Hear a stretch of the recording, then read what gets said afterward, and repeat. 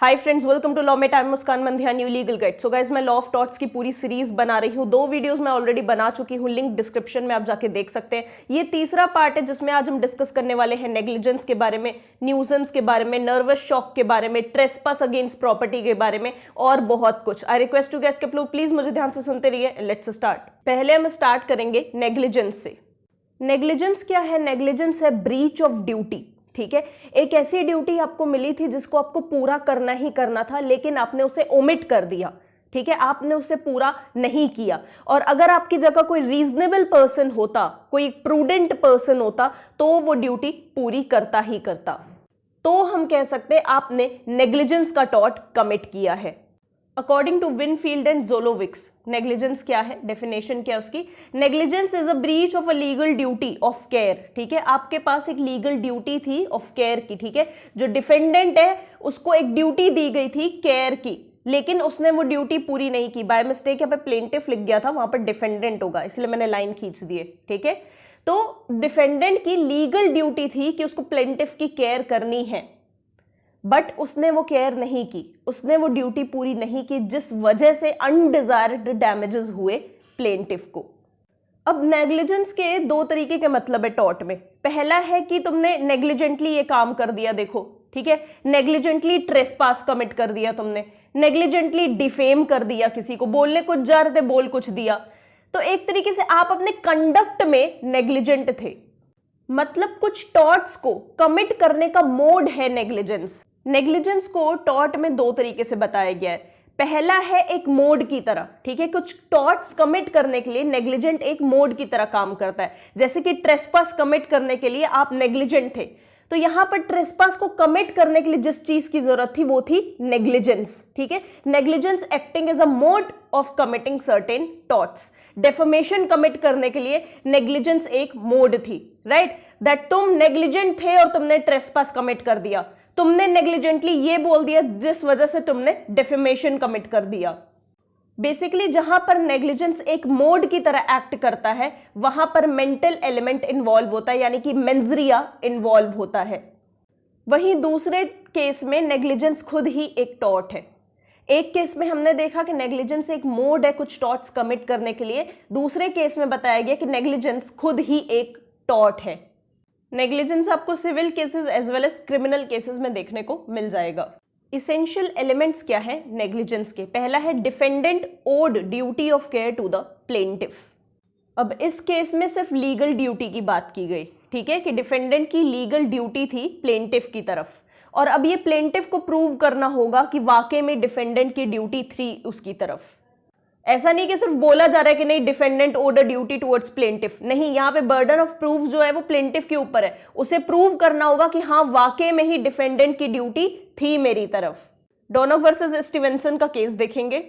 यहाँ पे बेसिकली 2 लोग रहते हैं। ठीक है, इस केस में एक पर्सन जो है वो अपनी फ्रेंड के लिए, बेसिकली अपनी लेडी फ्रेंड के लिए एक जिंजर बियर की बोतल परचेज करते हैं रिटेलर से। ठीक है, जब बोतल के आखिरी पार्ट्स जो बचे हुए थे, उसमें कुछ थोड़ी सी जो बियर बची हुई थी, जब वो लेडी उसको कंज्यूम करती है तो उसे स्नेल एक तरीके से उसमें दिखता है। ठीक है, स्नेल दिखता है उसमें, तो इस वजह से उसकी तबीयत बहुत ज़्यादा खराब हो जाती है क्योंकि वो बियर कंटेमिनेटेड थी।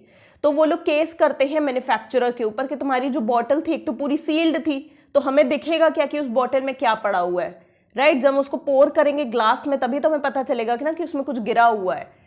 तो इन लोग ने केस किया मैन्युफैक्चरर के ऊपर। तो मैन्युफैक्चरर का कहना था कि हमारी कोई भी ड्यूटी नहीं थी प्लेंटिफ की तरफ। तो यहाँ पे हाउस ऑफ लॉर्ड्स ने हेल्ड किया कि नहीं, तुम्हारी ड्यूटी थी प्लेंटिफ की तरफ कि तुम उसको सही चीज प्रोवाइड करो, उसको अच्छा खाना प्रोवाइड करो कि उसमें कुछ भी ऐसा एलिमेंट प्रेजेंट ना हो जिससे कि उसकी हेल्थ को प्रॉब्लम हो सके। Duty depends on reasonable foreseeability of injury. अब अगर डिफेंडेंट को पता चलेगा कि हाँ यहाँ पर मुझसे कुछ गलती हो गई है, तो वो एक रीजनेबल पर्सन की तरह उस गलती को पहले ही खत्म करने की कोशिश करेगा कि वो गलती उससे कमिट ही ना हो। लेकिन क्या हो अगर डिफेंडेंट को पता ही नहीं है कि अरे यहाँ पर भी कोई गलती हो सकती है, राइट? क्या पता वो एक्ट ऑफ गॉड हो, तो वहां पर तो उसकी कोई गलती नहीं है क्योंकि वो फोर्स ही कर ही नहीं पाया उस इंजरी को कि हाँ वाकई में यहाँ पर भी कोई इंजरी हो सकती है, राइट? तो एक ऐसा केस है doctor M.I. Gowda versus state of Karnataka का। ठीक है, यहाँ पर प्लेंटिफ ने अपनी फैमिली के साथ एक एलिफेंट जॉय राइड ली। तो अब एलिफेंट को क्या हुआ कि रश में एक तरीके से वो बहुत तेज दौड़ने लग गया, ठीक है, रश में वो बहुत तेज दौड़ने लग गया, जिस वजह से प्लेंटिफ ग्राउंड पर गिर गया। और वो एक मेडिकल प्रैक्टिशनर था, ठीक है, ग्राउंड पर गिरने की वजह से उसे काफी सीरियस चोटें लगी, जिस वजह से उसकी दोनों आंखों की आईसाइट चली गई। उसने अच्छा खासा अमाउंट, एक तरीके से 9,90,000 का अमाउंट क्लेम किया डिफेंडेंट से, जिन्होंने जॉय राइड ऑर्गेनाइज की थी। तो डिफेंडेंट्स का टेक ये था कि जो एलिफेंट है ये बहुत मशहूर एलिफेंट है, वीआईपी एक तरीके से प्रोग्राम्स में भी जा चुका है, काफी शूटिंग्स में भी यूज हुआ है। तो प्लेंटिफ को जो इंजरी पहुंची वो फोर्सी कर ही नहीं सकते थे डिफेंडेंट्स, राइट, वो एक्ट ऑफ गॉड था। क्या हुआ जानवर को कौन जाने, राइट, उसका क्या बिहेवियर था, अचानक से चेंज हो गया, इसमें डिफेंडेंट्स की क्या गलती। तो यहां पर एक तरीके से प्लेंटिफ को कोई भी कंपनसेशन नहीं मिला। अगर आप चैनल पर पहली बार आए तो प्लीज सब्सक्राइब जरूर करके जाइएगा, इससे बहुत सारे लॉ के यूजफुल वीडियोस आप तक आने वाले हैं। कोई नया वीडियो चाहिए तो कमेंट सेक्शन में जरूर बता दीजिएगा, वीडियोस को शेयर ज्यादा से ज्यादा करिए। नेक्स्ट एलिमेंट है breach of duty. Breach of duty का सिंपल सा मतलब है आपने एक तरीके से ड्यूटी अपनी पूरी नहीं की, ठीक है, जिस तरीके से करनी थी ड्यूटी आपको, आपने उस तरीके से नहीं की। जो रीजनेबल केयर आपको करनी थी एज अ रीजनेबल पर्सन, आपने वो केयर नहीं की। अब हमें स्टैंडर्ड पता करना है केयर का कि वाकई में वहां पे किस तरीके की केयर नीडेड थी, ठीक है, किस लेवल की केयर नीडेड थी। भाई अब आईसीयू में अलग लेवल की केयर डॉक्टर्स को करनी रहती है, जनरल वार्ड में अलग लेवल की केयर करनी रहती है, राइट, यही डिफरेंस होता है। तो ये हमें पता कैसे चलेगा कि किस पर्सन के पास कितनी केयर उसकी करनी है, राइट, प्लेंटिफ को किस लेवल की केयर की जरूरत है, ये हमें किस तरीके से पता चलेगा, इन चीजों को समझ के पता चलेगा। पहला है important of the object to be attend. हमें क्या ऑब्जेक्ट अचीव करना है, ठीक है, हमें क्या ऑब्जेक्ट अचीव करना है, उससे हम डिटरमिन करेंगे किस लेवल की केयर हमें चाहिए होगी, राइट। पहला है importance of the object to be attend, किस तरीके का ऑब्जेक्ट हम अटेन करना चाहते हैं, कौन सा गोल हम अचीव करना चाहते हैं, उस हिसाब से हम डिटरमिन करेंगे कि किस लेवल की केयर हमें वहां पर चाहिए। अब कोई बड़ा अगर हमें पब्लिक इंटरेस्ट का ऑब्जेक्ट अचीव करना है तो वहां पर थोड़ा बहुत रिस्क हमें लेना होगा। Second is magnitude of risk, किस लेवल की केयर किस सिचुएशन में होनी चाहिए, ये सिचुएशंस पर डिपेंड करेगा। मैंने आईसीयू और जनरल वार्ड वाला एग्जांपल जो दिया वो यहाँ पर लागू होता है। आईसीयू में डॉक्टर्स को एक बहुत स्पेशल केयर की जरूरत होती है, राइट, वहां पे स्पेशल केयर देनी पड़ेगी पेशेंट को, वहां पे ज्यादा अब रिस्क है क्योंकि, ठीक है। अब जनरल वार्ड में इतना भी रिस्क नहीं है बट केयर की जरूरत वहां भी है, राइट। तो सिचुएशन पर डिपेंड करता है किस लेवल की केयर कहाँ चाहिए होगी। फिर amount of consideration for which services were offered. अब केयर इस पर भी डिपेंड करती कि कौन सी सर्विसेज डिफेंडेंट ने प्लेंटिफ को दी है और प्लेंटिफ ने उन सर्विसेज का कितना अमाउंट डिफेंडेंट को दिया है, राइट। अगर कोई बहुत महंगी सर्विस आप परचेज कर रहे हो, ठीक है, बहुत महंगी सर्विस परचेज कर रहे हो, सपोज मैं एक बहुत महंगी गाड़ी में मेरे को ड्राइव करना है, ठीक है, उस पर राइड करना है और डिफेंडेंट काफ़ी एक्सपेंसिव में मुझे वो गाड़ी दे रहा है, उस गाड़ी का जो रेंट है वो बहुत ज़्यादा एक्सपेंसिव है। तो अब जब आप ऐसी चीज मुझे दे रहे हो, ऐसी गाड़ी दे रहे हो, तो गाड़ी अच्छी हालत में होनी चाहिए, ये डिफेंडेंट की ड्यूटी है। तो यहाँ पर डिपेंड करेगा कौन सी सर्विस हम डिफेंडेंट से ले रहे हैं और कितने अमाउंट में ले रहे हैं। इसका एक और एग्जांपल लेते हैं। सपोज स्ट्रीट से जो आप पैकेट नहीं मिलते पानी के वो परचेज कर रहे हो, तो आप एक तरीके से सोचोगे कि ठीक है बस साफ होना चाहिए, पानी पीने लायक होना चाहिए। लेकिन अगर एक अच्छी शॉप से आप महंगा वाला पानी की बोतल परचेज कर रहे हो, सपोज 250 रुपीज़ की, तो आप वहां पर एक high degree of purity expect कर रहे हो डिफेंडेंट से कि ये वाटर जो है भाई अच्छे से एकदम अच्छे से साफ सुथरा होना चाहिए, राइट। तो यहां पर डिपेंड करेगा जो एक तरीके से जो ड्यूटी है डिफेंडेंट की, वो डिपेंड करेगा उसने कितने महंगे में सर्विस दी है और प्लेंटिफ ने वो सर्विस कितने महंगे में परचेज की है। कुछ इंपॉर्टेंट केसेस है ग्लासगो कॉर्पोरेशन वर्सेस टेलर का, ये पहले देखते हैं। इस केस में बेसिकली क्या होता है कि एक पब्लिक गार्डन में कुछ जहरीली बेरीज उगाई थी, ठीक है, एक पेड़ में जहरीली बेरीज उगाई थी। अब जो बेरीज का कलर था काफी टेम्पटिंग था, काफी अट्रैक्टिव था, वो चेरीज की तरह लग रही थी। तो छोटे छोटे बच्चे थे, उनको वो काफी अट्रैक्ट करती थी। तो एक छोटा बच्चा था 7 साल का, वो उस क्या कहते हैं बेरी को चेरी समझकर खा लेता है, जिस वजह से उसकी डेथ हो जाती है। तो यहाँ पर जो कॉर्पोरेशन थी उसकी ड्यूटी थी मेंटेन करने की पब्लिक गार्डन को। तो पब्लिक गार्डन को अगर मेंटेन करने की ड्यूटी है तो जहाँ जहरीले प्लांट्स है वहां पर कुछ फेंसिंग की होनी चाहिए, या वहां पर नोटिस होनी चाहिए कि ये नहीं खाना है आपको, या इसको टच नहीं करना, ये पॉइजनस है, राइट। तो ऐसी कुछ भी नोटिस नहीं थी। तो यहाँ पर कोर्ट ने हेल्ड किया कि जो कॉर्पोरेशन है, ग्लासगो कॉर्पोरेशन है, वो एक तरीके से नेग्लिजेंस के लिए लायबल है। नेक्स्ट केस है Klaus Mittelbachert versus East India Hotels Limited. अब इस केस में क्या हुआ कि जो बहुत महंगा होटल था, जो ईस्ट इंडिया होटल था, वो काफ़ी एक्सपेंसिव होटल था और यहाँ पे अच्छे लेवल की सर्विसेज होनी चाहिए थी, ठीक है। जो प्लेंटिफ था उसको अच्छे लेवल की सर्विसेज मिलनी चाहिए थी। तो ये क्या करते हैं, एक डाइव नहीं लगाई जाती स्विमिंग पूल में, तो जो स्विमिंग पूल था वो काफ़ी शैलो था, ठीक है, ज़्यादा डीप नहीं था। अब अगर ऊपर से जंप कर रहे हो तो डीप होना चाहिए ना स्विमिंग पूल, तभी तो वो डाइव होगी अच्छे से, नहीं तो सर टकरा जाएगा आपका ग्राउंड से। तो यही हुआ, शैलो वाटर था, ज़्यादा डीप नहीं था स्विमिंग पूल। तो जब वो डाइव किया ऊपर से तो उसका जो सर है वो डायरेक्ट जाके जो स्विमिंग पूल का ग्राउंड है उससे टकराया, ठीक है। तो इनकी पूरी बॉडी एक तरीके से पैरालाइज हो गई। तो यहाँ पर डेफिशिएंसी थी ईस्ट इंडिया होटल्स की सर्विसेज में और वो लोग नेग्लिजेंट साबित हुए। अब अगर नेग्लिजेंस का आपको सूट करना है तो नेग्लिजेंस में ये भी जरूरी है कि प्लेंटिफ को डैमेज पहुंचा हो, ठीक है। डिफेंडेंट की वजह से, डिफेंडेंट ने जो ड्यूटी नहीं पूरी की उसकी वजह से प्लेंटिफ को डैमेज पहुंचना चाहिए। अब ये जो बर्डन है ये प्लेंटिफ के ऊपर होगा, उसी को प्रूफ करना होगा कि हाँ वाकई में मुझे डैमेज पहुंचा है। बाकी कितने कंपेंसेशन मिलना चाहिए, कितना डैमेज देना चाहिए, वो कोर्ट के ऊपर है। Proof of negligence res ipsa loquitur. देखो जनरली क्या होता है, ये चीज प्लेंटिफ को ही प्रूव करनी रहती है कि हाँ जो डिफेंडेंट था वो वाकई में ही नेग्लिजेंट था। तो इनिशियल बर्डन तो भाई प्लेंटिफ के ही ऊपर रहेगा कि तुम ही को बताना होगा कि हाँ वाकई में ही जो डिफेंडेंट है वो नेग्लिजेंट था। एक बार प्लेंटिफ ने ये प्रूव कर दिया कि हाँ डिफेंडेंट नेग्लिजेंट था, उसके बाद जो बर्डन है वो शिफ्ट हो जाएगा, जो ओनस है वो शिफ्ट हो जाएगा डिफेंडेंट के ऊपर। अब डिफेंडेंट को ये खुद को बचाना है कि नहीं मैं नेग्लिजेंट नहीं था। अगर प्लेंटिफ फेल हो गया ये प्रूव करने में कि डिफेंडेंट नेग्लिजेंट था तो नेग्लिजेंस का कोई भी केस नहीं हो पाएगा डिफेंडेंट के ऊपर। लेकिन ध्यान से सुनना, कुछ केसेस ऐसे भी होते हैं जहां पे प्लेंटिफ को प्रूव करने की जरूरत ही नहीं है कि डिफेंडेंट नेग्लिजेंट था। उस केस को देखते ही, उस सिचुएशन को देखते ही पता चल रहा है कि हाँ यहाँ पर डिफेंडेंट की ही गलती है, वही यहाँ पर नेग्लिजेंट था जिस वजह से प्लेंटिफ को नुकसान पहुंचा है। इसी सिचुएशन की बात करता है रेस इप्सा लिक्विटर, जिसका मतलब होता है थिंग्स स्पीक फॉर इटसेल्फ, यानी चीजें खुद के लिए बोलती हैं, सिचुएशंस खुद के लिए बोलती हैं। कुछ भी प्रूव करने की आपको यहाँ पर जरूरत नहीं है, जो सिचुएशन है वो खुद ही आपको बता देगी कि किसने क्या किया है। Municipal corporation of Delhi versus Subhagwanti, ठीक है। अब यहाँ पर एक जो दिल्ली का बाजार है चांदनी चौक, वहां पर एक क्लॉक टावर है, ठीक है, एक बड़ा सा क्लॉक टावर है। अब वो क्लॉक टावर 80 ईयर्स पुराना था, ठीक है। तो यहाँ पर दिल्ली कॉर्पोरेशन की ड्यूटी थी कि उसे मेंटेन करके रखें। तो अब ये किसी के ऊपर गिर जाता है, ठीक है, उसे चोट आ जाती है। तो यहाँ पर तो साफ साफ पता चल रहा है कि जो एक तरीके से क्लॉक टावर था वो पुराना हो गया था, उसे मेंटेन नहीं किया गया था। तो यहाँ पर जो डिफेंडेंट्स हैं यानी कि mutual corporation of Delhi, municipal corporation of Delhi, ये तो जाहिर सी बात है लायबल हुए। यहाँ तो प्लेंटिफ को कुछ भी प्रूव करने की जरूरत ही नहीं है, राइट। तो यहाँ पर रेस इप्सा लोक्यूटर अप्लाई हुआ है।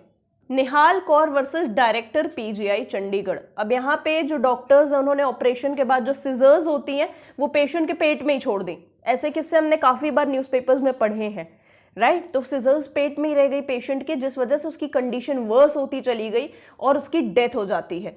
तो जो एशेज नहीं होती, जो बॉडी को बर्न किया जाता है, जो एशेज होती है उसमें से सिजर्स को रिकवर किया गया। तो अब यहाँ पे तो केस साफ साफ समझ में आ रहा है, राइट, कि यहाँ पर डायरेक्टर जो है पीजीआई चंडीगढ़ का, उसकी ही रिस्पॉन्सिबिलिटी थी, वही पीजीआई वाले ही लायबल हुए। तो यहाँ पर कंपेंसेशन ग्रांट किया गया निहाल कौर को। अब कहाँ ये जो मैक्सिम है रेस इप्सा लोक्यूटर, ये कहाँ पे एप्लीकेबल नहीं है, उसके लिए हम केस देखेंगे Syed Akbar versus state of Karnataka का। एक बिल्कुल पतली सी सड़क रहती है और दोनों साइड डिचेस रहते हैं, तो बीच में बस जा रही रहती है, मॉडरेट स्पीड पर रहती है बस, ठीक है। और एक 4 साल का बच्चा लेफ्ट साइड से राइट साइड जाने की कोशिश करता है, रोड को क्रॉस करने की कोशिश करता है। अब बहुत एकदम पतली सी सड़क है, ज़्यादा जगह भी नहीं है, दोनों साइड डिचेस भी हैं। तो ड्राइवर जो है राइट में लेता है बस को, एक्सट्रीम राइट में कोशिश करता है ताकि जो बच्चा है उसको बचाया जा सके। फिर भी बच्चा नहीं बचता है और उसकी डेथ हो जाती है बस से टकरा के। तो यहाँ पर एक जो है ड्राइवर, उसने कोशिश की बचाने की, उसने एक रीजनेबल केयर जो थी वो पूरी करने की कोशिश की, एक रीजनेबल पर्सन की तरह एक्ट करने की कोशिश की, फिर भी वो नहीं बच पाया, राइट। तो यहाँ पर रेस इप्सा लोक्यूटर अप्लाई नहीं होने वाला है क्योंकि यहाँ डिफेंडेंट्स की गलती नहीं है, बच्चे ने अचानक से रोड क्रॉस करने की कोशिश की थी। अब हम डिस्कस करने वाले हैं नर्वस शॉक को। बेसिकली नेग्लिजेंटली बिहेव करते हुए, अपनी एक तरीके से ड्यूटी पूरी ना करते हुए किसी पर्सन पर इंजरी इन्फ्लिक्ट करना नर्वस शॉक कहलाता है। एक तरीके से कुछ देखने की वजह से या कुछ सुनने की वजह से जब आपको फिजिकल हार्म हो, ठीक है, कुछ मैंने देखा और वो चीज़ देखने की वजह से मुझे हार्ट अटैक आ गया, तो इसको कहेंगे नर्वस शॉक। कुछ सुनने की वजह से एक तरीके से मेरी पूरी बॉडी पैरालाइज हो गई, उसको कहेंगे नर्वस शॉक। जैसे कि कोई वाइफ है, वो अपने हस्बैंड को अपने सामने मरता हुआ देखती है और उसको एक तरीके से उसी वक्त स्ट्रोक पड़ता है, तो उसको कहेंगे नर्वस शॉक। जैसे कि अगर किसी ने हैरी के मोजे सूंघ लिए तो उसको नर्वस शॉक लगने ही लगने वाला है। जो हमारे एक तरीके से बॉडी है उसको कंट्रोल कौन करता है? नर्वस सिस्टम कंट्रोल करता है, राइट। तो जब हमारे नर्वस सिस्टम को शॉक लगता है, जब हमारे नर्वस सिस्टम को एक शॉक लगता है ड्यू टू सम एक्टिविटीज, तो एक तरीके से जो हमारी बॉडी है वो काम कर ही नहीं पाती है, ठीक है, उसको वो नॉर्मली फंक्शन कर ही नहीं पाती है। तो यहां पर साफ साफ पता चल रहा है कि हमें बॉडीली इंजरी हुई है। ये चीजें डायरेक्टली नहीं होंगी, ठीक है, ये चीज डायरेक्टली नहीं हो रही है। पहले हमारे नर्वस सिस्टम को एक तरीके से शॉक लग रहा है जिस वजह से हमारी बॉडी नॉर्मली फंक्शन नहीं कर पा रही है, उस वजह से बॉडीली इंजरी हुई है। नर्वस शॉक अगर किसी पर्सन को दिया गया डिफेंडेंट द्वारा, ठीक है, अगर डिफेंडेंट ने नर्वस शॉक दिया किसी पर्सन को नेग्लिजेंटली बिहेव करते हुए, तो कौन से एलिमेंट्स होने चाहिए जिससे कि प्लेंटिफ उससे कंपेंसेशन ले पाएगा? पहला कि a duty of care exist, वहां पे जो डिफेंडेंट था उसकी ड्यूटी वहां पर एग्जिस्ट करती थी, वो एक तरीके से ड्यूटीफुल नहीं था प्लेंटिफ के टूवर्ड्स, वही उसने ब्रीच कमिट किया है उस ड्यूटी का। एक कनेक्शन है, ठीक है, ड्यूटी के टूटने में और शॉक लगने में एक कनेक्शन है, ठीक है, एक कनेक्शन इन दो चीजों के बीच में। फॉर एग्जाम्पल एक स्कूल वैन है, ठीक है, एक स्कूल वैन है, तो स्कूल वैन में बहुत सारे बच्चे जा रहे हैं, बट जो ड्राइवर है बहुत तेज ड्राइव करता है, जो स्कूल वैन का ड्राइवर है वो बहुत तेज ड्राइव करता है। अब बस घर के पास ही, ठीक है, घर के पास ही एक मदर अपने बच्चे का वेट कर रही होती है जो स्कूल वैन से आने वाला था। स्कूल वैन वाला बहुत ड्राइवर जो है बहुत तेज भगाता है, उसकी मम्मी देख रही है कि वो तेज चला रहा है, ठीक है, सामने से इधर से एक बस आती है और कस के टक्कर होती है स्कूल वैन की और उस बस की। जाहिर सी बात है स्कूल वैन के एक तरीके से चिथड़े उड़ जाते हैं। तो जो माँ है वो अपने बच्चे को अपनी आंखों के सामने मरते हुए देखती है, जिस वजह से उस माँ को नर्वस शॉक लगता है और उसको एक बॉडीली इंजरी पहुंचती है। तो यहाँ पर ड्राइवर की ड्यूटी थी कि वो बच्चों को ढंग से घर तक पहुंचाए, ठीक है, सेफली घर तक पहुंचाए। ये ड्यूटी उसने पूरी नहीं की, इसका ब्रीच हुआ है और जिस वजह से उस मदर को शॉक लगा। तो यहाँ पर एक लिंक आप एस्टैब्लिश कर पा रहे हो, तो मतलब आप कंपेंसेशन क्लेम कर सकते हो। हम बोरहिल वर्सेस यंग के केस को डिस्कस करेंगे। प्लेंटिफ एक ट्रैम कार से उतरती है, ठीक है, और उस ट्रैम कार के 50 फीट दूर एक एक्सीडेंट हुआ रहता है जिसकी उसको आवाज आती है, बट वो देख नहीं पाती है, ट्रैम कार क्योंकि सामने रहती है। अब जो ये प्लेंटिफ थी ये प्रेग्नेंट थी उस वक्त, ठीक है, शी वॉज प्रेग्नेंट। तो जब वहाँ और जिसकी डेथ हुई थी वो एक मोटरसाइकिलिस्ट था, तो जब मोटरसाइकिलिस्ट को उसकी डेड बॉडी को वहाँ से हटाया गया तो ये उस प्लेस ऑफ इंसिडेंट पर गई जहाँ पे एक्सीडेंट हुआ था और उसने वहाँ पर ब्लड देखा। तो पहली चीज तो ये कि ये वहां खुद गई, ठीक है, इसने खुद ब्लड देखा, और बाद में जब इसने बर्थ दी तो इसका जो बच्चा था वो डेड था, ठीक है, he was still born child, he was dead. तो इसने जो पर्सनल रिप्रेजेंटेटिव्स थे मोटरसाइकिलिस्ट के जिसकी डेथ हुई थी उसके रिप्रेजेंटेटिव्स को सू किया कि तुम लोग की वजह से मुझे नर्वस शॉक लगा और मैंने एक मरे हुए बच्चे को जन्म दिया।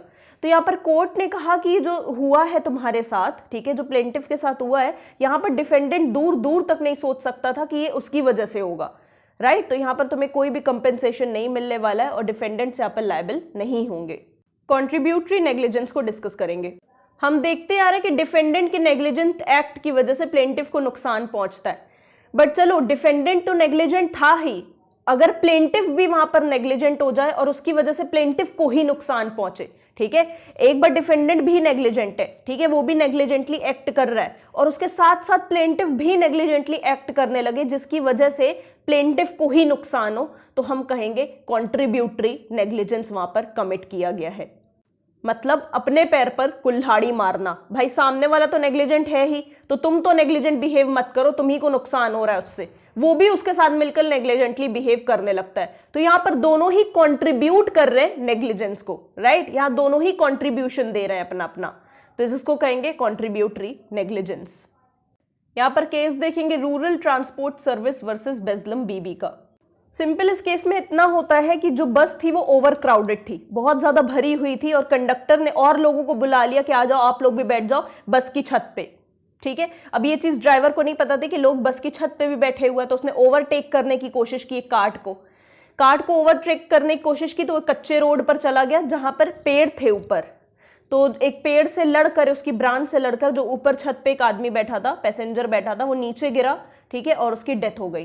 तो यहां पर ठीक है, जो बस का कंडक्टर है वो तो साफ साफ समझ में आ रहा है कि यहां पर लायबल है नेग्लिजेंस के लिए, उसको नहीं बैठाना था इतने लोगों को छत पर बस की, ठीक है, बैठाना ही नहीं था। लेकिन जो लोग बस की छत पे बैठे हैं उनकी भी तो गलती थी ना, उन्हें तो समझ में आ रहा था ना कि हाँ अगर हम छत पे बैठेंगे तो हमें भी चोट लग सकती है, तो यहाँ पर कॉन्ट्रीब्यूटरी नेग्लिजेंस होगा, ठीक है। जो पैसेंजर्स हैं वो भी नेग्लिजेंट थे, जो बस का कंडक्टर ड्राइवर वो भी नेग्लिजेंट थे। लास्ट अपॉर्चुनिटी रूल को समझते हैं। यहां भी वही चीज है, डिफेंडेंट नेग्लिजेंट था, ठीक है, लेकिन प्लेंटिफ के पास अपॉर्चुनिटी थी कि वो उस नेग्लिजेंस को अवॉइड कर दे, वो उस क्या कहते हैं एक्सीडेंट को अवॉइड कर दे, ठीक है, लेकिन वो उस एक्सीडेंट को अवॉइड नहीं करता है और वो भी नेग्लिजेंटली बिहेव करता है, तो इसे लास्ट अपॉर्चुनिटी रूल कहेंगे। और यहां पर प्लेंटिफ डिफेंडेंट को लायबल नहीं ठहरा पाएगा क्योंकि यहां पर वो अवॉइड कर सकता था उस एक्सीडेंट को, बट उसने अवॉइड नहीं किया। British Columbia electric company versus लोच का केस डिस्कस करते हैं। एक वैगन रहती है, ठीक है, उस वैगन में बेसिकली लोग बैठे रहते हैं या एक तरीके से प्लेंटिफ बैठा रहता है जिसकी डेथ हो गई थी, ठीक है।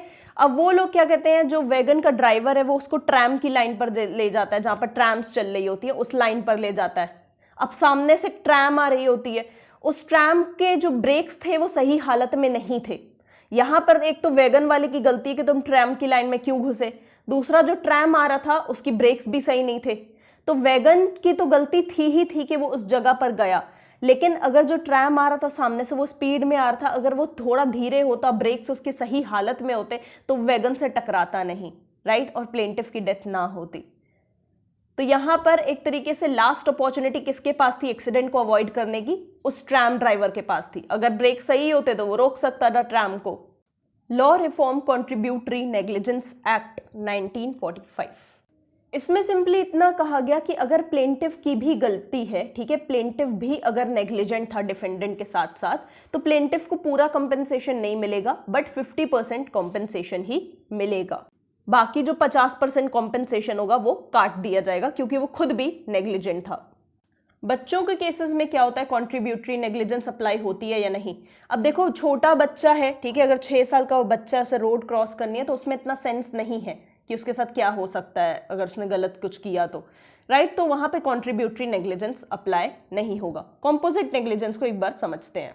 जब 2 या 2 से ज्यादा डिफेंडेंट्स मिलकर प्लेंटिफ को सेम डैमेज पहुंचाते हैं तो उसको कहेंगे कॉम्पोजिट नेग्लिजेंस, और उन डिफेंडेंट्स को आप कॉम्पोजिट टॉर्टफीजर्स भी कह सकते हो, जिसको हम डिस्कस कर चुके हैं। डिफरेंस क्या कॉन्ट्रीब्यूटरी और कॉम्पोजिट नेग्लिजेंस में? कॉन्ट्रीब्यूटरी नेग्लिजेंस में जो प्लेंटिफ है वो खुद ही खुद को हार्म पहुंचाने की कोशिश करता है। डिफेंडेंट तो वहां लायबल होता ही है नेग्लिजेंस के लिए, प्लेंटिफ भी लायबल हो जाता है क्योंकि वो भी नेग्लिजेंटली बिहेव करता है। यहाँ पे सिंपली वही कहावत यहाँ पे आप अप्लाई करके याद कर सकते हो कि खुद के पैर पर कुल्हाड़ी मारना। कॉम्पोजिट नेग्लिजेंस में वही मैंने जो आपको बताया, 2 या 2 से अधिक डिफेंडेंट्स मिलकर प्लेंटिफ को सेम हार्म पहुंचाते हैं। कॉम्पोजिट नेग्लिजेंस में जो लायबिलिटी होती है वो जॉइंट एंड सेवरल होती है। वहीं पर जो प्लेंटिफ और क्या कहते हैं डिफेंडेंट है कॉन्ट्रीब्यूटरी नेग्लिजेंस में, उनके डैमेजेस आधे आधे होते हैं, राइट। तुमने भी 50% हार्म पहुंचाया खुद को, मैंने भी 50% हार्म पहुंचाया है, ठीक है। एक तो 50% प्लेंटिफ की खुद की गलती थी और 50% डिफेंडेंट की गलती थी। किसी पर्सन के लाइफ में, ठीक है, किसी पर्सन के लाइफ में आपकी अनलॉफुल इंटरफेरेंस न्यूजेंस कहलाएगी। फॉर एग्जाम्पल आप किसी के पीस को खराब कर रहे हैं, नॉइज एक तरीके से मचा रहे हैं रात के 10 बजे, ठीक है, वाइब्रेशंस हो रही हैं आपके काम करने की वजह से, हीट आप दे रहे हैं सामने वाले को, स्मोक आप फैला रहे हो, तो ये सारी चीजें न्यूजेंस में कवर होती हैं। अगर आप डायरेक्टली इंटरफेयर कर रहे हो किसी पर्सन के राइट के साथ, फिजिकल इंटरफेरेंस है वो, तो उसे कहेंगे ट्रेस्पस। लेकिन अगर इंटरफेरेंस कॉन्सिक्वेंशियल है, मतलब जैसे कि मैं कुछ काम कर रही हूँ जिसकी वजह से बहुत ज़्यादा शोर हो रहा है और आपको सर में दर्द हो रहा है, तो यहाँ पर मैंने डायरेक्टली कुछ नहीं किया, मैं तो अपना काम कर रही थी, उस काम करने की वजह से आपको प्रॉब्लम हुई, तो उसको कहेंगे न्यूजेंस। एक और एग्जाम्पल ले लेते हैं। मैंने अपने एक तरीके से गार्डन में पेड़ उगाया है, ठीक है, अपने गार्डन में पेड़ उगाना कोई बुरी बात नहीं है, तो लेकिन उस पेड़ की जो ब्रांचेज हैं, ठीक है, उस पेड़ की जो ब्रांचेज है वो आपके एक तरीके से घर में आती हैं और कूड़ा मचता है, पत्ते गिरते हैं, बहुत ज़्यादा कूड़ा फैलता है, तो वो हो गई न्यूजेंस।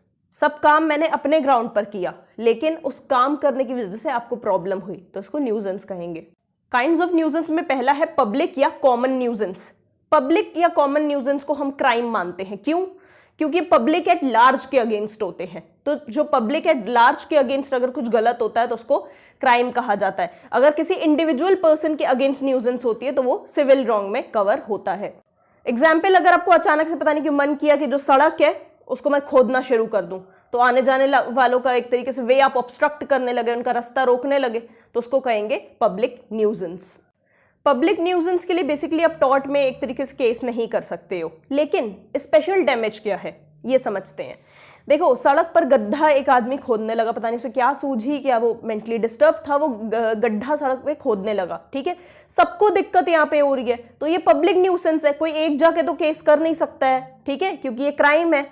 लेकिन आप जो थे, आप उस गड्ढे में गिर गए, ठीक है, आप गड्ढे में गिर गए तो आपको स्पेशल डैमेज पहुंचा है। बाकी सब लोग साइड से निकल रहे थे, ठीक है, प्रॉब्लम हो रही थी लेकिन साइड से निकल रहे थे, आप उस गड्ढे में गिर गए तो आपको स्पेशल डैमेज पहुंचा है। इसलिए आप अलग से इसके लिए केस कर सकते हो टॉर्ट में न्यूजेंस का, राइट, तो उसको कहेंगे स्पेशल डैमेज। दूसरा है प्राइवेट न्यूजेंस या टॉर्ट ऑफ न्यूजेंस भी से कहते हैं। प्राइवेट न्यूजेंस तो साफ समझ में आ रहा है, सिविल लॉ में ही कवर्ड होगा। किसी पर्टिकुलर पर्सन के अगेंस्ट अगर न्यूजेंस हो रहा है तो उसको प्राइवेट न्यूजेंस का नाम देंगे, और यही वाले न्यूजेंस को डिस्कस किया जाता है टॉर्ट में। इसेंशियल्स क्या है इसके? एक तरीके से डिफेंडेंट के इंटरफेयर करने की वजह से जो एक तरीके से प्लेंटिफ का कंफर्ट है वो डिस्टर्ब होता है, ठीक है, उसकी पर्सनल लाइफ में डिस्टर्बेंस आती है। हर इंटरफेरेंस न्यूजेंस नहीं कहलाता है, ठीक है, जो इंटरफेरेंस है वो अनरीजनेबल होनी चाहिए, बिना रीजन की वजह से आप इंटरफेयर कर रहे हो उसके कंफर्ट में, तो न्यूजेंस कहलाएगी। Radhe Shyam versus गुरप्रसाद।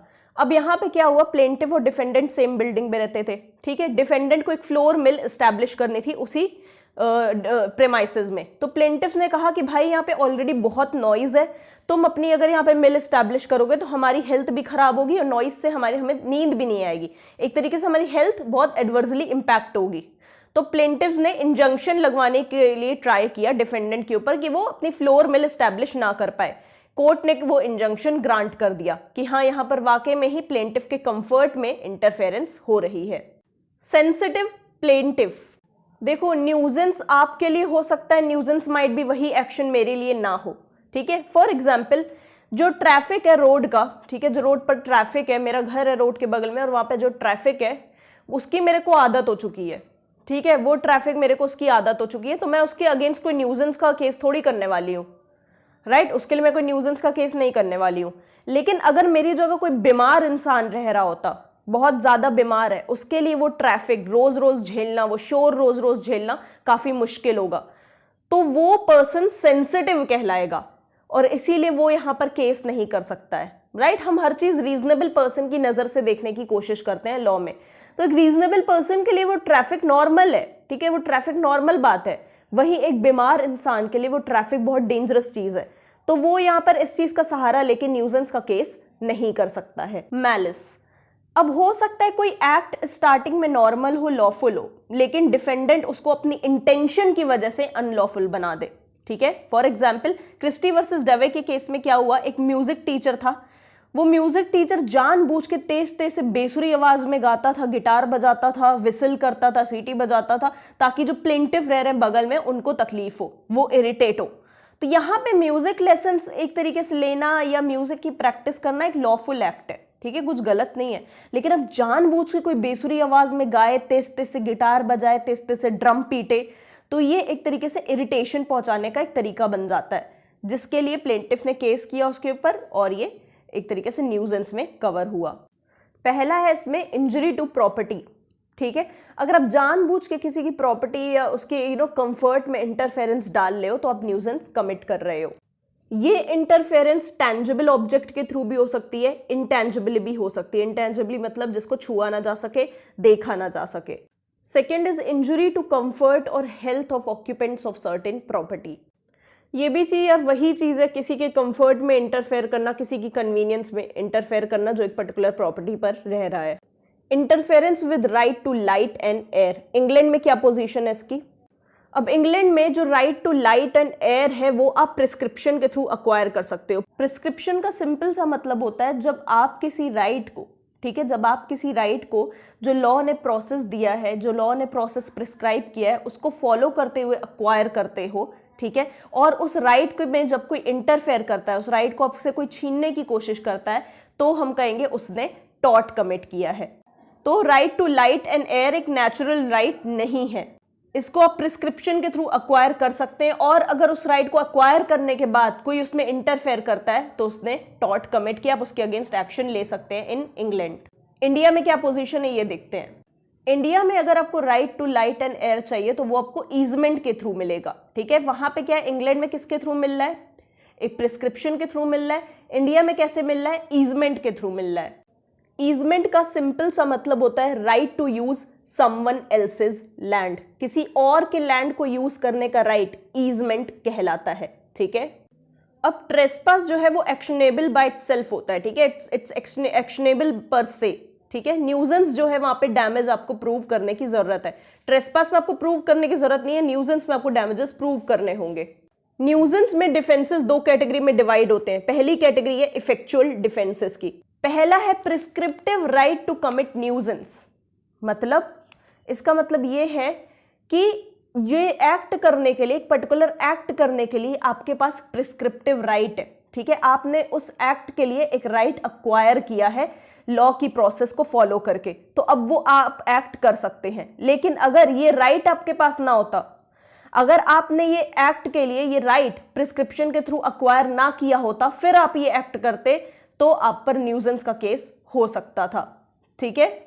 For example 20 साल से आप अपने नेबर के घर के बगल में रहते हैं और एक काम कर रहे होते हैं जिसकी वजह से शोर हो रहा होता है, ठीक है, जिसकी वजह से शोर हो रहा होता है। अब जो नेबर है वो अपना घर बेच के जा रहा है, कोई और उस घर में रहेगा, तो अब आपने प्रिस्क्रिप्टिव राइट अक्वायर कर लिया कि आप वो नॉइजी वर्क उस लोकेलिटी में कैरी कर सकते हैं, जो काम कर रहे थे अब आप वो कर सकते हैं, क्योंकि आपने उसके लिए प्रिस्क्रिप्टिव राइट अक्वायर कर लिया है। तो अब जो नया पर्सन आएगा आपके नेबर घर में बगल में रहने के लिए, वो आप पर केस नहीं कर सकता इस चीज के लिए। क्यों? क्योंकि अब आपके पास प्रिस्क्रिप्टिव राइट है कि आप शोर मचाकर वो काम कर सकते हैं, राइट। अगर आपके पास राइट ना होता तब वो आप पर न्यूजेंस का केस कर सकता था। दूसरा इफेक्चुअल डिफेंस है स्टैट्यूटरी अथॉरिटी। अगर कोई पर्सन लॉ की अथॉरिटी के अंडर में एक्ट कर रहा है, किसी स्टैट्यूट को फॉलो करते हुए अपनी ड्यूटी पूरी कर रहा है, तो उसके पास कंप्लीट डिफेंस है, वो कोई भी न्यूजेंस नहीं कर रहा है। फॉर एग्जाम्पल कुछ लोग एक तरीके से रेलवे कंस्ट्रक्शन के लिए काम कर रहे हैं, उसकी वजह से शोर हो रहा है, तो अब आप उनके ऊपर केस नहीं कर सकते हो, क्योंकि उनको तो गवर्नमेंट ने ठेका दिया है ना काम करने का, तो वो अपनी ड्यूटी पूरी कर रहे हैं, स्टैट्यूट के अंडर में अपनी ड्यूटी खत्म कर रहे हैं, तो उसके लिए एक तरीके से आप उन पर केस नहीं कर पाओगे। सेकेंड कैटेगरी ऑफ डिफेंसेस है इनइफेक्चुअल डिफेंसेस।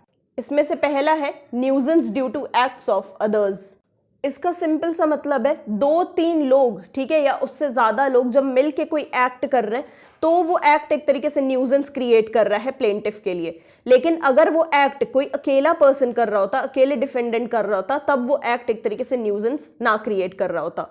फॉर एग्जाम्पल एक तरीके से एक पर्सन आपके घर के बाहर आकर चिल्लाता रहता है, एक पर्सन एक घर के बाहर आके चिल्लाता रहता है, तो वो न्यूजेंस नहीं है, वो न्यूजेंस कहाँ क्रिएट कर रहा है। लेकिन ऐसे ही 100 लोग आकर आपके घर के बाहर चिल्लाएं तेज तेज से, तो वो तो न्यूजेंस बन जाएगा ना, राइट। इसी चीज की बात हो रही है। तो आप उन 100 के 100 लोगों के अगेंस्ट न्यूजेंस का केस कर सकते हो, ये कहता है ये डिफेंस, राइट। उन 100 के 100 लोगों के अगेंस्ट आप न्यूजेंस का केस कर सकते हो। वो ये डिफेंस नहीं ले पाएंगे कि नहीं, अगर ये एक्ट सिंगल पर्सन ने किया होता तो न्यूजेंस नहीं होता, हम साथ में कर रहे हैं तभी न्यूजेंस हो रहा है। नहीं, आप उसके अगेंस्ट, उन 100 के 100 लोगों के अगेंस्ट केस कर सकते हो। अगर पब्लिक गुड के लिए कुछ किया जा रहा है और उससे किसी पर्सन को एक तरीके से न्यूजेंस हो रही है, ठीक है, किसी पर्सन को हार्म पहुंच रही है, उसका कंफर्ट एक तरीके से खराब हो रहा है, तो आप ये डिफेंस नहीं ले सकते हो कि अरे ये काम तो पब्लिक गुड के लिए हो रहा है, किसी के साथ न्यूजेंस हो भी रही है तो क्या फर्क पड़ता है, राइट। ये डिफेंस आप नहीं ले सकते हो। अगर एक को भी न्यूजेंस हो रही है तो आपको वो काम रोकना पड़ जाएगा। अब यहाँ पर एक चीज समझ लो, यहाँ पर जो पोजीशन है ना वो काफी एक तरीके से स्टेबल नहीं है। कोर्ट्स के जो व्यू है वो स्टेबल नहीं है। टॉर्ट में पोजीशन बदलती रहती चीजों की, इसलिए कंफ्यूज होकर परेशान होने की जरूरत नहीं है, हर केस में पोजीशन अलग अलग होगी, राइट। अब हम डिस्कस करेंगे डेफेमेशन को। सीधी सी सिंपल भाषा में डेफेमेशन क्या है? Injury to the reputation of a person. किसी पर्सन की रेपुटेशन को इंजर करना, खराब करना, पब्लिकली डिस्ट्रॉय करना, डेफमेशन कहलाएगा। इंग्लिश लॉ जो है वो डेफमेशन के एक्शंस को दो भागों में डिवाइड करता है, लिबिल और स्लैंडर में। लिबिल का मतलब है जो चीजें आप देख सकते हो, ठीक है, रिटन या पिक्चर्स हो गई, ठीक है, उसके थ्रू जब हम किसी को डिफेम करेंगे तो हम कहेंगे लिबिल हुआ है उसके साथ, ठीक है। स्लैंडर का मतलब क्या है, जो आप सुन सकते हो, किसी की बोल कर बेइज्जती करना, बोल कर डिफेम करना स्लैंडर कहलाता है। ये जो डिफरेंस है लिबिल और स्लैंडर में, ये इंग्लैंड में ही एग्जिस्ट करता है। इंडिया में लिबिल और स्लैंडर के बीच में कोई भी डिफरेंस नहीं है। इंडिया में चाहे आप लिबिल कमिट करो या स्लैंडर, वो दोनों ही क्रिमिनल ऑफेंसेस माने जाएंगे सेक्शन 499 आईपीसी में। यहां पर केस लेते हैं डीपी चौधरी वर्सेस मंजू लता का। इस केस में क्या हुआ था, एक 17 साल की लड़की रहती, उसकी शादी होने वाली थी और वो एक जोधपुर के एजुकेटेड फैमिली से आती थी, ठीक है। तो पेपर में ऐसा निकला, उसकी शादी के पहले पेपर में एक ऐसा मतलब कि किस्सा निकला कि जो है वो लड़की वो एक लड़के के साथ भाग गई है। तो जो जो लोग उसको जानते थे उसकी डिसरिस्पेक्ट करना शुरू कर देते हैं, तो उसको डिफेम करना स्टार्ट कर देते हैं। और ये आर्टिकल खुद में ही एक डिफेमेशन था, जिसकी वजह से उसकी रेपुटेशन इतनी ज्यादा खराब हो गई सोसाइटी में, उसकी शादी वादी भी शायद टूट जाती है, ठीक है। तो वो केस करती है इस चीज के लिए कि मेरे साथ ऐसा हुआ है कि डिफेमेटरी आर्टिकल छापा गया है बहुत ही इररिस्पॉन्सिबिलिटी के साथ, मेरा नाम भी है इसमें, राइट, जिसकी वजह से मेरे जो रिलेशनशिप्स हैं वो बहुत ज्यादा खराब हुए हैं, तो उसको कंपेंसेशन यहाँ पर मिल जाता है। डिफेमेशन के क्या फीचर्स है, क्या इसेंशियल्स है, उनको डिस्कस करते हैं। पहला है statement must be defamatory. Statement ऐसा होना चाहिए जिसको सुन के ही लगे कि हाँ भाई इससे जो रेप्यूटेशन है सामने वाले की उसको भयंकर इंजरी पहुंचेगी। हम डिस्कस करेंगे इनुएंडो को, ठीक है। इनुएंडो का मतलब क्या होता है, अ डेरोगेटरी हिंट और रेफरेंस टू अ पर्सन और थिंग, बेसिकली डबल मीनिंग, ठीक है, डबल मीनिंग चीजें बोलना, राइट, वही होता है इनुएंडो। स्टेटमेंट आपने कुछ बोला, वो सुनने में तो काफी इनोसेंट लग रहा है, बट उस स्टेटमेंट का जो सेकेंडरी मीनिंग है, यानी डबल मीनिंग जो है उस स्टेटमेंट का, वो डिफेमेटरी है, राइट। तो यहाँ डबल मीनिंग चीजें भी डिफेमेशन में कवर होती हैं। सेकेंड एसेंशियल है statement must refer to the plaintiff. यहां पर प्लेंटिफ को प्रूव करना होगा कि डिफेंडेंट ने जो भी बोला वो मेरे लिए ही बोला है। भले ही डिफेंडेंट ने जानबूझकर नहीं बोला, लेकिन अगर कोई तीसरा पर्सन ये पता लगा पा रहा है कि हाँ डिफेंडेंट जो बोल रहा है भाई वो इस प्लेंटिफ के लिए ही बोल रहा है, तो हम कहेंगे डिफेंडेंट ने एक तरीके से डिफेमेशन कमिट किया है। हर्ष मेहंदिरत्ता वर्सेस महाराज सिंह के केस में क्या हुआ कि अगर डिफेमेशन प्लेंटिफ के अगेंस्ट हुआ है, ठीक है, प्लेंटिफ के अगेंस्ट डिफेमेशन हुआ है, तो जो प्लेंटिफ के घर वाले हैं वो डिफेमेशन का केस नहीं कर सकते हैं, ठीक है। प्लेंटिफ ही डिफेमेशन का केस करेगा डिफेंडेंट के ऊपर।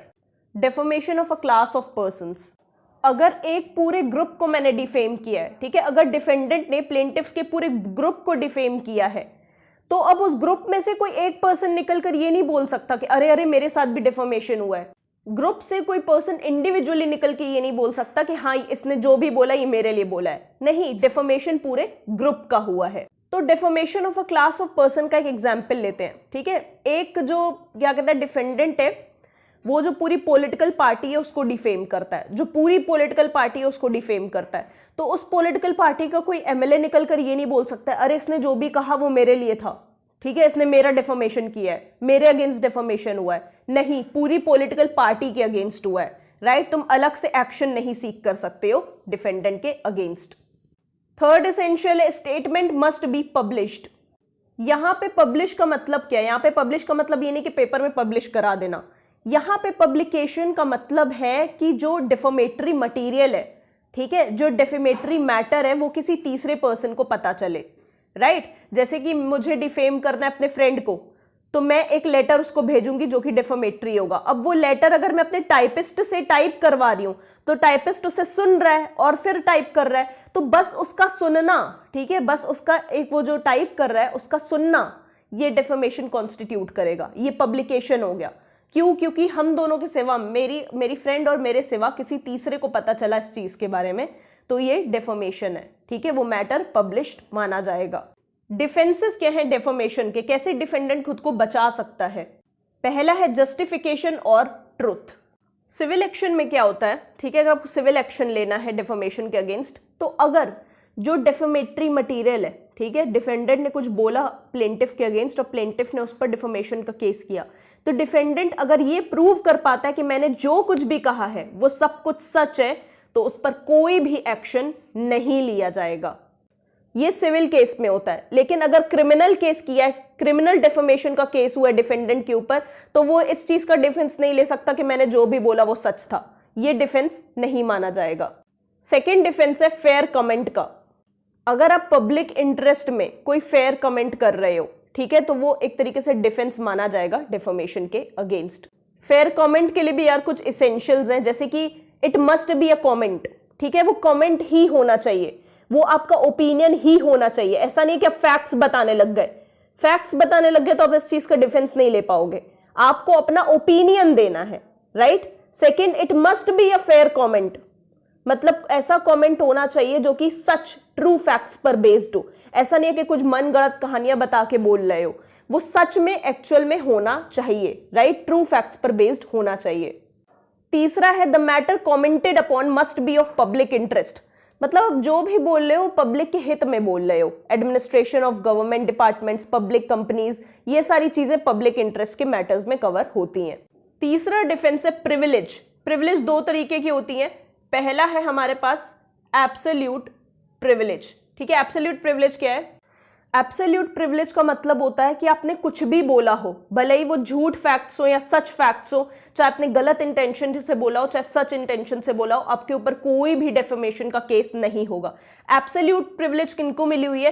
पार्लियामेंट्री प्रोसीडिंग्स में। अगर पार्लियामेंट्री प्रोसीडिंग्स में आप कुछ गलत बोलते हो, ठीक है, कुछ डेफेमेटरी बोलते हो, तो वो डेफेमेटरी कंसिडर नहीं किया जाएगा। मेंबर ऑफ पार्लियामेंट ने कुछ भी बोला हो, वो डेफेमेटरी नहीं कंसिडर किया जाएगा। सेकेंड है जुडिशियल प्रोसीडिंग्स में। किसी केस की प्रोसीडिंग्स के दौरान अगर जज कुछ एक तरीके से मैलिशियसली बोलता है, ठीक है, उसकी इंटेंशन सही नहीं थी, फिर भी उसने कुछ मैलिशियसली बोला, तो उसके अगेंस्ट डेफेमेशन का केस नहीं हो सकता है। स्टेट कमीशंस, सॉरी वो स्टेट कम्युनिकेशंस है। अगर एक स्टेट का ऑफिसर दूसरे स्टेट के ऑफिसर को कुछ कम्युनिकेट कर रहा है, तो वो उसके एब्सोल्यूट प्रिविलेज में आएगा, उसमें डेफेमेशन का केस नहीं हो सकता है। सेकेंड है क्वालिफाइड प्रिविलेज। क्वालिफाइड प्रिविलेज में क्या है? जो भी स्टेटमेंट्स आप देने वाले हो, जो कुछ भी आप बोलने वाले हो, वो एक सही इंटेंशन से आपको बोलने होंगे। एक गलत इंटेंशन से, एक मैलिशियस इंटेंशन से आप कुछ भी नहीं बोल सकते हो, अदरवाइज वो डेफेमेशन माना जाएगा। तो अगर क्वालिफाइड प्रिविलेज का डिफेंस आपको लेना है, तो एक तरीके से प्रिविलेज्ड ओकेजन पर आपने स्टेटमेंट वो दिया हो। प्रिविलेज्ड ओकेजन क्या होता है कि आप अपनी ड्यूटी कर रहे थे, आप अपनी ड्यूटी के दौरान वो स्टेटमेंट बोल गए, राइट। पब्लिक इंटरेस्ट में था वो स्टेटमेंट, इसलिए आपको वो स्टेटमेंट देना पड़ा। पब्लिक इंटरेस्ट को प्रोटेक्ट करने के लिए आपने वो स्टेटमेंट दिया, इसलिए आप पर डेफेमेशन का सूट नहीं हो सकता है। और बाकी दूसरा डिफेंस यही हो सकता है कि आपने वो स्टेटमेंट विदाउट मैलिस बोला, मैलिशियसली आपने वो स्टेटमेंट नहीं दिया था। फाइनली अब हम ट्रेसपास को डिस्कस करेंगे। लास्ट टॉपिक है। मेरे सभी वीडियोस के नोट्स आपको हमारे Telegram channel law mate you legal guide पर मिल जाएंगे, लिंक डिस्क्रिप्शन में जरूर से ज्वाइन कर लीजिए। इस टॉपिक से जो क्वेश्चंस होने वाले, जो नोट्स होने वाले, वो भी वहीं पर डलने वाले हैं। शेयर जरूर कर देना, अपॉर्चुनिटीज भी मैं वहां पर बहुत सारी शेयर करती हूँ। बिना किसी लॉफुल जस्टिफिकेशन के, बिना किसी लॉफुल रीजन के जब आप किसी पर्सन की प्रॉपर्टी में एंटर करो, उसके पोजेशन में इंटरफेरेंस डालो, तो हम उसे कहेंगे ट्रेसपास। यहाँ पे वर्ड देखो क्या है, ध्यान से, यहाँ पे वर्ड है पोजेशन, यानी उस पर्सन का ओनर होना जरूरी नहीं है, ठीक है, ओनर होना जरूरी नहीं है। फॉर एग्जाम्पल, अगर मैंने किसी को रेंट पर रखा है, ठीक है, आप अचानक से उसके रूम में घुसने की कोशिश करते हैं, तो अभी मैं उस जगह की ओनर हूं, लेकिन मैं कहीं और रह रही हूं। फिलहाल वो लैंड किसके हाथ में है, उसका पोजीशन किसके हाथ में है? जो पर्सन रेंट पर रह रहा है। तो जो पर्सन रेंट पर रह रहा है वो आपके अगेंस्ट केस कर सकता है, ठीक है। क्यों? क्योंकि उसका पोजीशन उसके हाथ में था, उस वक्त वो रेंट पर रह रहा था, तो वो आप पर ट्रेसपास का केस आसानी से कर सकता है। तो यहाँ पर कीवर्ड क्या है? Possession, right. ओनरशिप नहीं है, यहाँ पर ओनर आप पर केस नहीं करेगा, जो उस वक्त उस लैंड पर रह रहा है, जिसके पास भी पोजेशन है, वो आप पर केस करेगा। इंटरफेरेंस यहाँ पर डायरेक्ट है, ठीक है, यहाँ पे डायरेक्टली आप इंटरफेयर करोगे और किसी टेंजिबल ऑब्जेक्ट के थ्रू इंटरफेयर करोगे। न्यूजेंस में क्या हो रहा था? आप इंटेंजिबल ऑब्जेक्ट के थ्रू भी एक तरीके से इंटरफेयर कर रहे थे। यहाँ पर टेंजिबल ऑब्जेक्ट की जरूरत है। जैसे फॉर एग्जाम्पल, मैंने अपने कैटल्स को आपके एक तरीके से ग्राउंड पर भेज दिया चरने के लिए, तो यहाँ पर जो कैटल्स हैं वो टेंजिबल ऑब्जेक्ट्स हैं, राइट। ध्यान से सुनना, trespass is a wrong against possession rather than ownership. यहां पर पोजेशन के अगेंस्ट ये रॉन्ग है, ठीक है। जिसके हाथ में पोजेशन है उसके राइट में ये इंटरफेयर हो रहा है, ठीक है, उसके राइट के साथ इंटरफेरेंस हो रही है, ओनर के राइट के साथ इंटरफेरेंस नहीं हो रही है। प्लेंटिफ को यहां पर प्रूव करने की जरूरत नहीं है कि यहां पर मेरे साथ गलत हुआ है या मेरा कुछ डैमेज हुआ है। जो ट्रेसपास है इट इज एक्शनेबल पर से, ठीक है, यहाँ पे आपको प्रूव करने की जरूरत नहीं कि आपके साथ कुछ डैमेज हुआ है।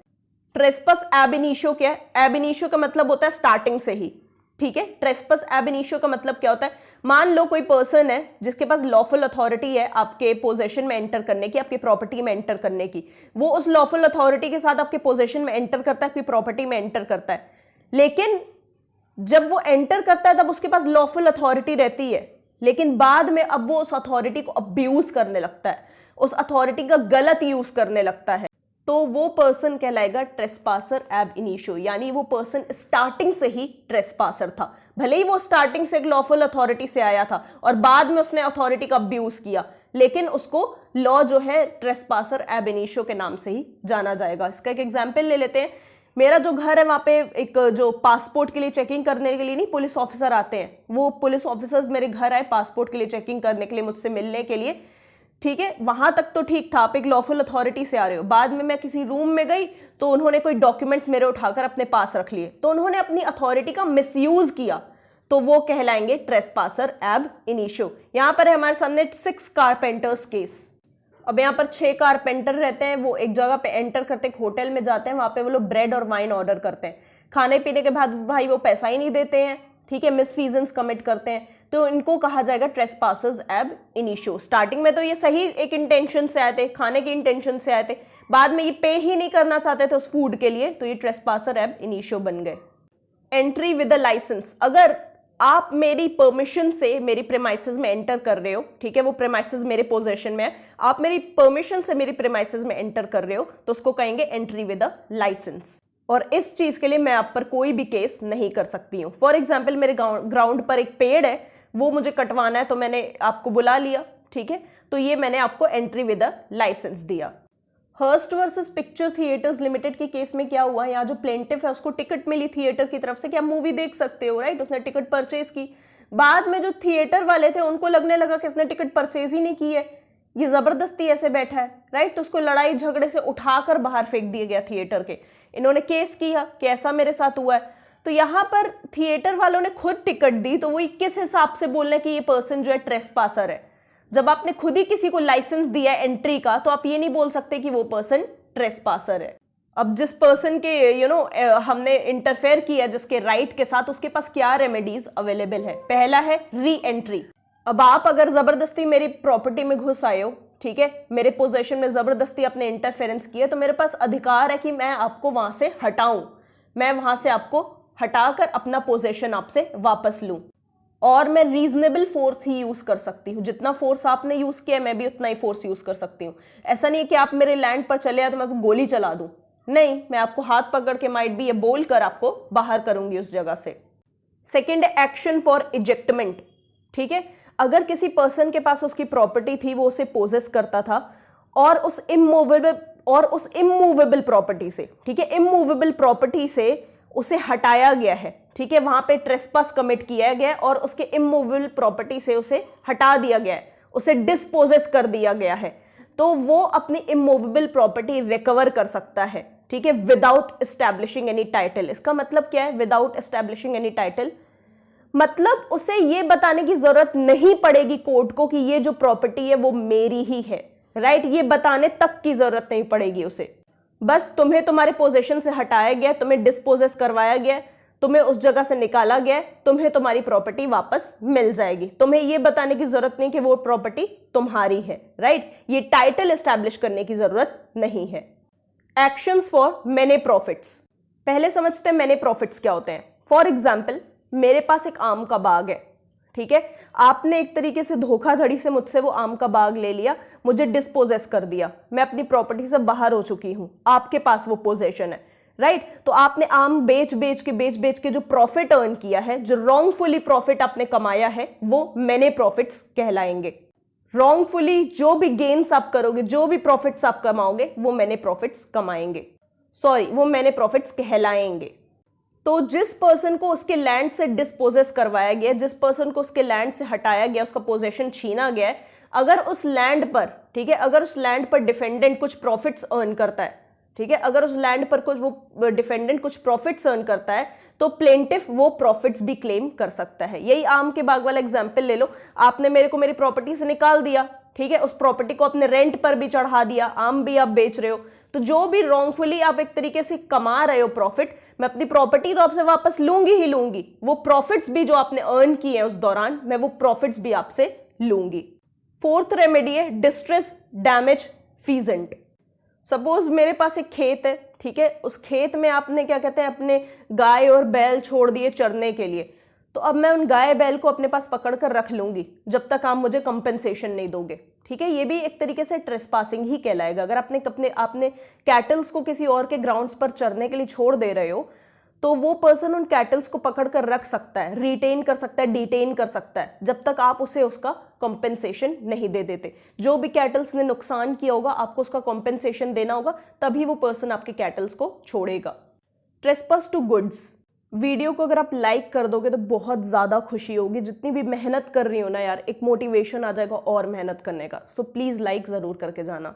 जो भी गुड्स प्लेंटिफ के पास है, अगर आप उन गुड्स के एक तरीके से गुड्स में डायरेक्ट इंटरफेरेंस करते हो विदाउट एनी लॉफुल जस्टिफिकेशन, तो वो एक तरीके से ट्रेसपास टू गुड्स कहलाएगा। फॉर एग्जाम्पल, वो जो है प्लेंटिफ, उसकी कार खड़ी हुई है उसके घर के बाहर, ठीक है, आप उस पर स्टोन्स फेंक रहे हो, उसकी कार को जलाने की कोशिश कर रहे हो, तो this is trespassing to goods. अब आपको अगर एक्शन लेना डिफेंडेंट के टुवर्ड्स, तो आपको ये प्रूव करने की जरूरत नहीं कि वो गुड्स आप ही के थे, कोई टाइटल एस्टैब्लिश करने की जरूरत नहीं है, आपको ही केस मिल जाएगा, आपके जो गुड्स हैं वही आपको मिलेंगे, जो भी कॉम्पेंसेशन होगा वो आपको मिलेगा।